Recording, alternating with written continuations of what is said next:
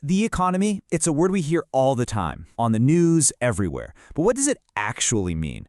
Well, today we're going to break it all down. We're going to connect the dots from the cash in your wallet all the way up to the wealth of an entire nation, and we'll do it using a few simple, really powerful ideas. So here's our game plan. First, we'll look at the two main ways to view the economy. Then we'll check out the three engines that make it run. After that, we'll figure out how you put a price tag on a whole country, uncover a sneaky illusion about economic growth, and we'll wrap up by asking a pretty big question about what it all really means for us. Sound good? Let's jump in.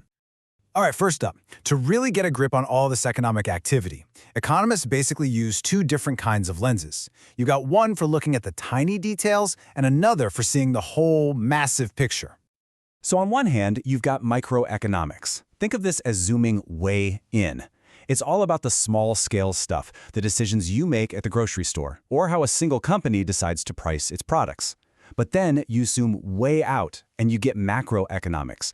This is the big, sweeping view of the entire country's economy. We're talking about huge topics here, like national income, unemployment, and that big one you always hear about, GDP. You know, these two different ways of looking at things didn't just pop up overnight. Microeconomics really got its start with thinkers like Adam Smith, who talked about the invisible hand guiding individual choices. But macroeconomics, that's more recent, heavily shaped by John Maynard Keynes, who argued that sometimes the government has to step in to manage the big picture. They're really two different philosophies for two very different scales. Okay, so let's stick with that big, wide macro lens for a minute. When we're looking at the whole economy, what are we actually seeing? Well, it's not just one giant blob of activity. It's really powered by three different engines, or what economists call sectors. The first engine is the primary sector. This is, the real grassroots stuff. It's all about taking raw materials directly from Mother Earth. Think farming, mining for minerals, fishing in the oceans, and cutting down timber. This is the absolute foundation.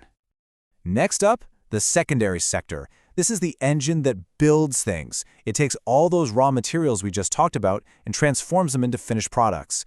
This is where the factories are, turning wheat into biscuits or steel into cars. And finally, we have the tertiary sector. Now, this engine is a bit different. It doesn't make a physical thing, it provides a service. We're talking about doctors, teachers, software developers, baristas, you name it. In most modern economies today, this service engine is an absolute giant. So how do these three engines compare? Well, just take a look at this. In many developed nations, the service sector is the biggest piece of the pie by far. While farming and manufacturing are still super important, it's services that often make up more than half of a country's entire economic output. Okay, so we've got all this action happening across these three massive sectors. But how in the world do you add all that up? How do we boil it all down to just one single number that tells us how the entire country is doing? Well, the answer is a term you've definitely heard before, gross domestic product, or GDP. You can think of it like the nation's annual report card. It's the total value of all the final goods and services a country produces.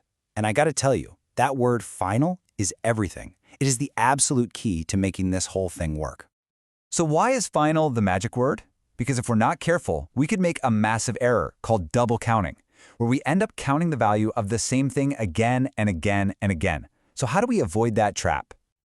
Economists have a clever trick called the value-added method. Let's just follow the journey of a simple biscuit. A farmer grows some wheat and creates 100 euros of value. Then, a miller takes that wheat, turns it into flour, and adds another 50 euros of value. Finally, a baker uses that flour to make biscuits, adding 100 more in value. The key is we only count the new value created at each stop along the way. So, if you add up the value created at each stage, the 100 from the farmer, the 50 from the miller, and the 100 from the baker, what do you get? You get 250 euros. And hey, look at that. It's the exact same as the final price of the biscuits in the store. That's the number that goes into the country's GDP. Pretty neat, right?